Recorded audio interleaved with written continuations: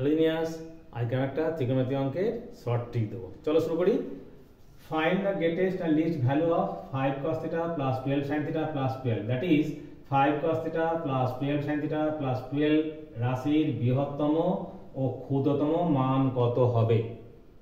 শর্টে করি কি হবে দেখো, লিখবো এটা 12 minus square root of 5 square plus 12 square 5 square plus 12 square less than equals to সামনে লিখে দেবে যা আছে 5 cos θ plus 12 sin θ plus 12 less than equals to এই 12 plus square root of 5 square plus 12 square,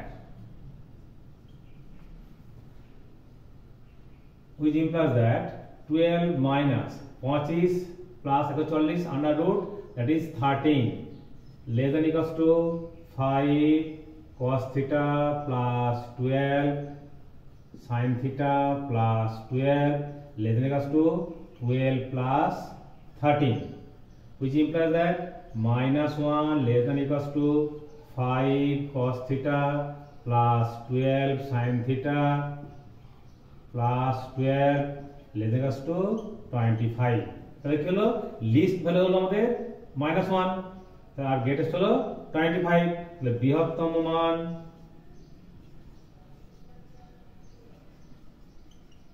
হলো 25 আর ক্ষুদ্রতম মান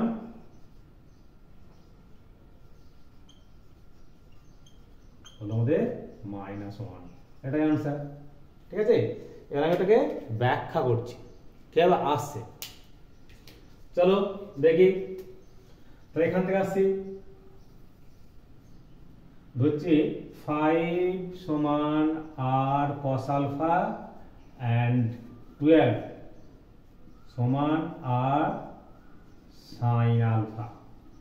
স্কয়ার করে যোগ করে দিই, 5 স্কয়ার প্লাস 12 স্কয়ার সমান r স্কয়ার cos স্কয়ার alpha plus sin square alpha, that is 169 সমান r স্কয়ার, তারপর r সমান হলো 13, ভাগ করে দিই, that is tan alpha সমান 12/5।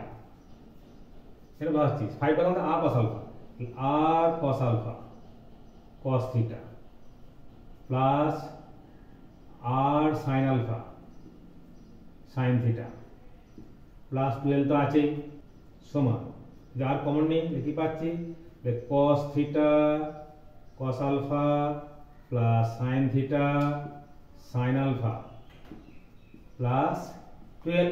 তাহলে cos A cos b plus sin A sin b কি হয় তোমরা জানো, cos of a minus b প্লাস 12 সমান আর কত আমাদের 13। আর মান বসিয়ে দাও, 13 cos theta minus alpha plus 12।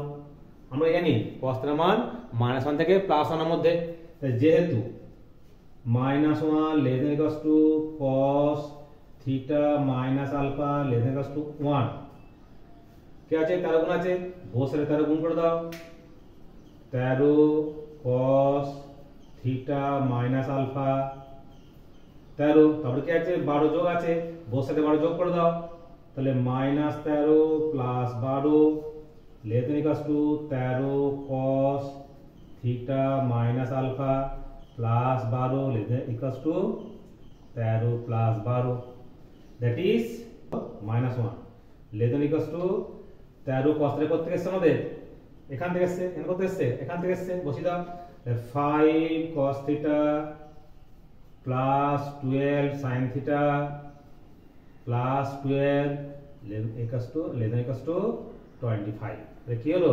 বৃহত্তম 25 আর ক্ষুদ্রতম হলো -1।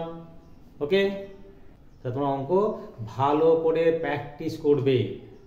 অঙ্ক প্র্যাকটিস ছাড়া কোনো গতি নেই। যাত্রা শুনে সিনেমা দেখে মনে থাকবে, কিন্তু অঙ্ক প্র্যাকটিস করবে। যখনই যে অঙ্কটা করবে মাথা তার ছবি চলে আসবে। যেমন তোমরা যে লাভ ক্ষতির অঙ্ক করো, মাথা কি আসবে, ক্রয় মূল্য বিক্রয় মূল্য লাভ ক্ষতি আসবে।